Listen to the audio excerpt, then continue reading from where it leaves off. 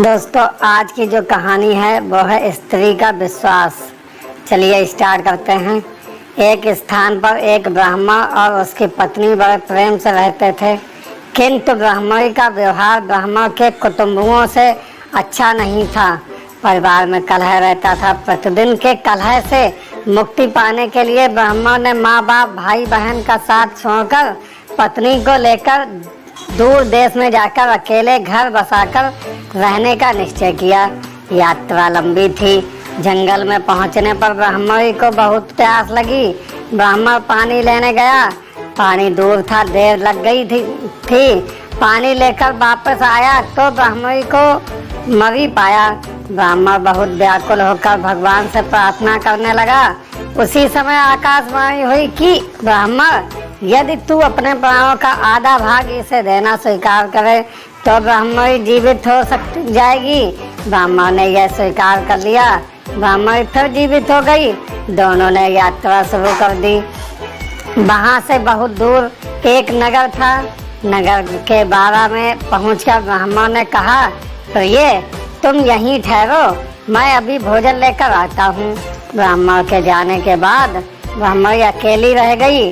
उसी समय बारा के कुएं पर एक लंगड़ा किंतु सुंदर जवान रहट चला रहा था। ब्राह्मणी उससे हंसकर बोली, वह भी हंसकर बोला। दोनों एक दूसरे को चाहने लगे। दोनों ने जीवन भर एक साथ रहने का प्रण कर दिया। ब्राह्मण जब भोजन लेकर नगर से लौटा तो ब्राह्मणी ने कहा, यह लंगड़ा व्यक्ति भी भूखा है, इसे भी अपने हिस्से में से दे दो। जब वहां से आगे प्रस्थान करने लगे तो ब्राह्मणी ने ब्राह्मण से अनुरोध किया कि इस लंगड़े व्यक्ति को भी साथ में ले लो, रास्ता अच्छा कट जाएगा। तुम जब कहीं जाते हो तो मैं अकेली रह जाती हूँ, बात करने को भी कोई नहीं रहता। इसके साथ रहने से कोई बात करने वाला तो रहेगा। ब्राह्मण ने कहा, हमें अपना भार उठाना ही कठिन हो रहा है, इस लंगड़े को भार कैसे उठाएंगे? ब्राह्मणी ने कहा, हम इसे पिटारी में रख लेंगे।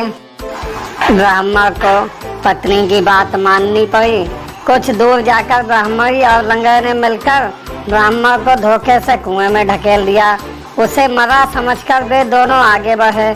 नगर की सीमा पर राज्य कर वसूल करने की चौकी थी।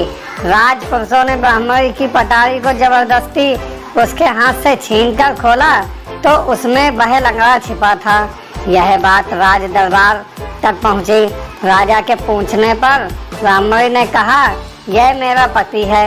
अपने बंधु बांधवों से परेशान होकर हमने देश छोड़ दिया है। राजा ने उसे अपने देश में बसने की आज्ञा दे दी। कुछ दिन बाद किसी साधु के हाथों कुएं से निकाले जाने के उपरांत ब्राह्मण भी उसी राज्य में पहुंच गया। ब्राह्मणी ने जब उसे वहां देखा तो राजा से कहा कि यह मेरे पति का पुराना बैरी है, इसे यहाँ से निकाल दिया जाए या मरवा दिया जाए। राजा ने उसके वध की आज्ञा दे दी। ब्राह्मण ने आज्ञा सुनकर कहा, देव, इस स्त्री ने मेरा कुछ लिया हुआ है, वह मुझे दिलवा दिया जाए। राजा ने ब्राह्मणी को कहा, देवी, तूने इसका जो कुछ लिया हुआ है सब दे दे। ब्राह्मणी बोली, मैंने कुछ भी नहीं लिया।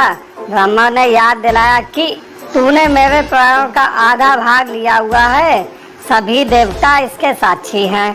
ब्राह्मणी ने देवताओं के भय से वह भाग वापस करने का वचन दे दिया, किंतु वचन देने के साथ ही वह मर गई।